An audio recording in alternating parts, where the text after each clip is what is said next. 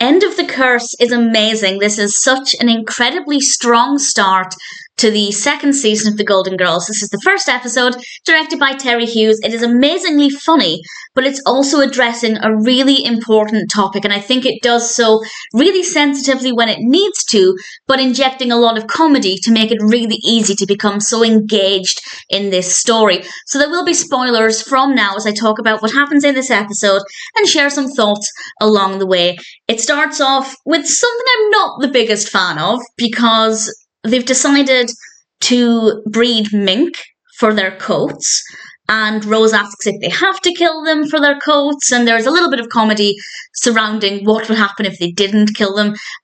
I think it's funny enough, but at the same time, they are talking about killing animals, so didn't love that, but we do get some comedy with that at the end of the episode, and I'll talk about that when we get there. Blanche has been spending a lot of time in her room, and we discover that this is because she thinks she's pregnant. Rose faints, which is rather entertaining, and we get, again, a lot of comedy out of just a couple of minutes of Blanche holding up this little vial. And I didn't actually know what it was to begin with. Well, I assumed, but I wasn't 100% sure exactly how it worked.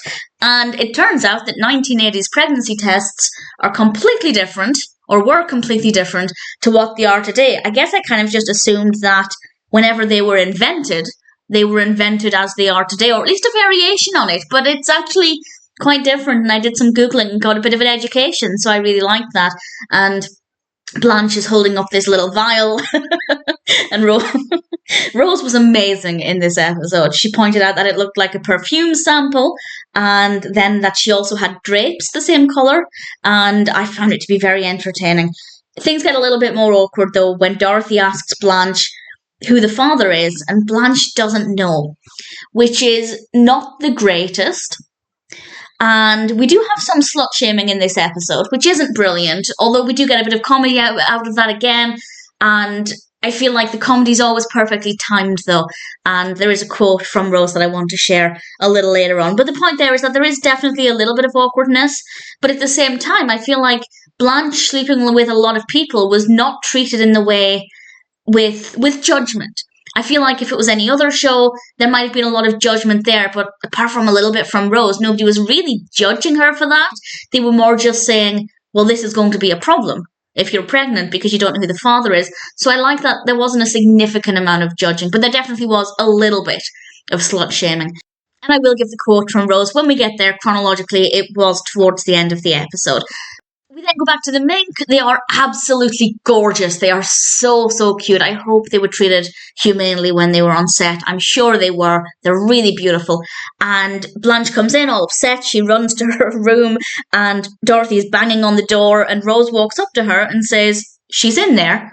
Dorothy replies, as dry as anything, "Really, Columbo?" Absolutely loved it. Rose was very, very, very funny in this episode, but so was Dorothy with a lot of her responses. I just think they provided so much comedy right when it was necessary. Blanche comes out eventually and says that her life is over.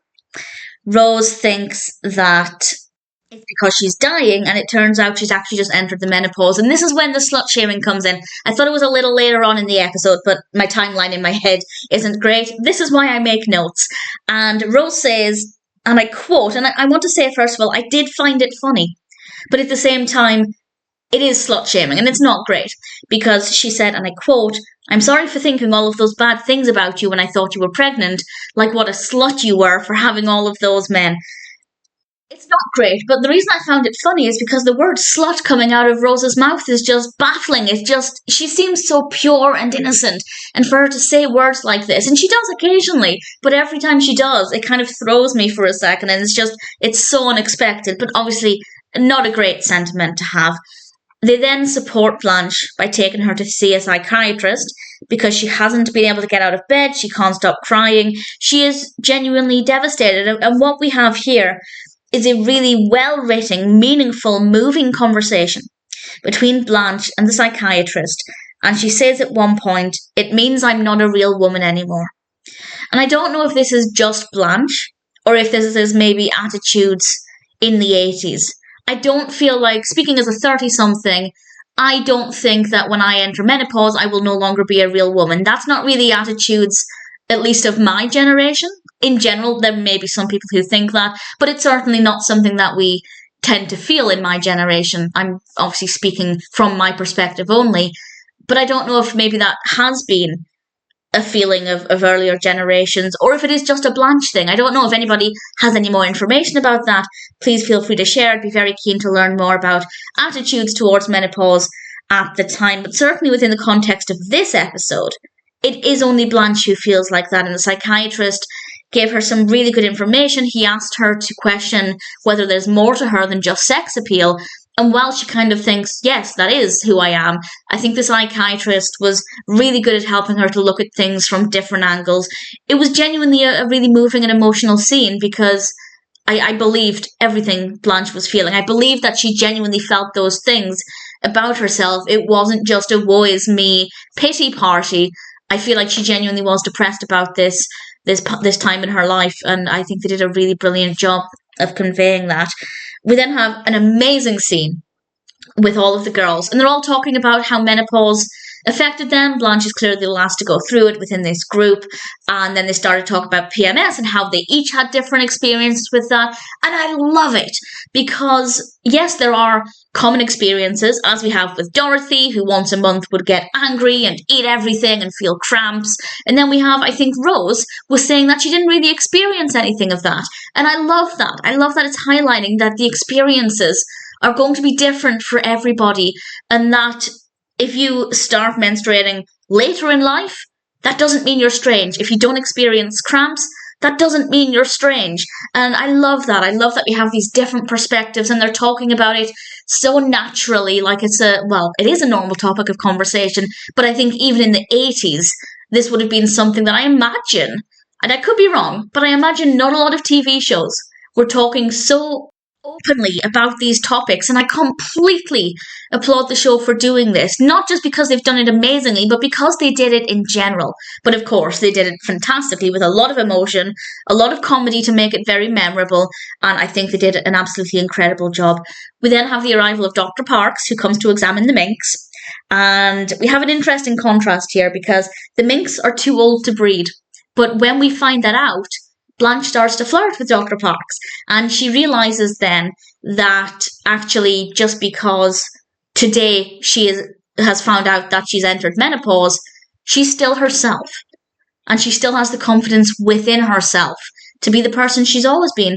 And what I love most is that she actually thanks the girls for this. And I think it's really beautiful and really moving. And then we end on some comedy. Rose says that even though the minks are too old to breed, they are not getting rid of Fluffy, Muffy, Buffy and Joanne. I don't know if we ever see the minks again, but they're absolutely gorgeous, and I'm pleased that they're keeping them. And then it looked like they were getting it on. And the funny thing here is that they're all just watching them, examining them, and saying, oh yes, that's what they're doing. And then Dorothy points out, they're the two males. And I loved it, and that's how we ended. And I thought it was fantastic. So a really incredible start to the second season of The Golden Girls. Impossibly funny a lot of the time, but very moving at others. And I have nothing but praise for it. End of the Curse is a perfect episode, and I cannot wait to watch the rest of this second season.